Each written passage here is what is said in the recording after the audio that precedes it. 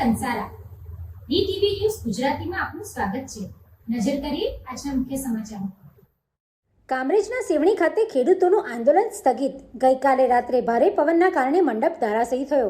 કામરેજ તાલુકાના સેવણી ગામે છેલ્લા 5 દિવસથી પાવર ગ્રીડ ટ્રાન્સમીટરની કામગીરીને લઈને સુરત જિલ્લા ખેડૂત સમાજની આગેવાનીમાં સ્થાનિક ખેડૂતો અસરગ્રસ્ત ખેડૂતની જમીનમાં મંડપ પાડી ધરણા પર બેઠા હતા, પરંતુ ગઈકાલે રાત્રે ભારે પવન ફૂંકાતા ધરણા સ્થળ પર મંડપ તૂટી પડતા ખેડૂતોએ 1 દિવસ માટે ધરણા કાર્યક્રમ સ્થગિત કર્યો હતો અને આવનાર સમયમાં ખેડૂત આગેવાનો ચર્ચા વિચારણા કરી ફરી ધરણા પર બેસશે।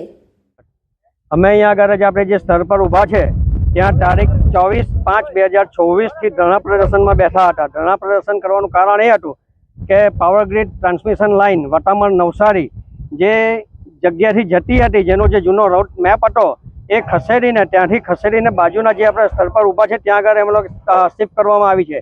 તો જે સ્થળ પરથી હમણાં શિફ્ટ કરવામાં આવી છે ત્યાં ખેડૂતોને કોઈ પણ નોટિસ વગર ખાડા ખોદવા માટે પાવર ગ્રીડવાળા આવેલા હતા। તો એના વિરોધમાં અમે 24/5/2024 થી ધરણા પ્રદર્શનમાં બેઠા હતા સુરત જિલ્લા ખેડૂત સમાજના નેજા હેઠળ। તો ગઈકાલે રાત્રે સતત પવન ફૂંકાવાથી અમારો મંડપ પડી ગયો છે। ભલે મંડપ પડી ગયો હોય પણ અમારો વિશ્વાસ અતૂટ છે, અમારો વિશ્વાસ તૂટ્યો નથી।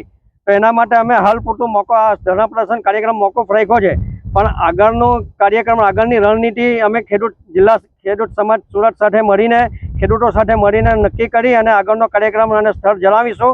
પણ અમારો કાર્યક્રમ જે ધરણા પ્રદર્શન ચાલુ જ રહેશે। ભલે અત્યારે અમે ખેડૂતો ભેગા થયા નથી, પણ અમે અત્યારે બધા ખેડૂત એક છે અને અમારું ધરણા પ્રદર્શન ચાલુ જ છે। Bureau report, DTV news, Bardoli.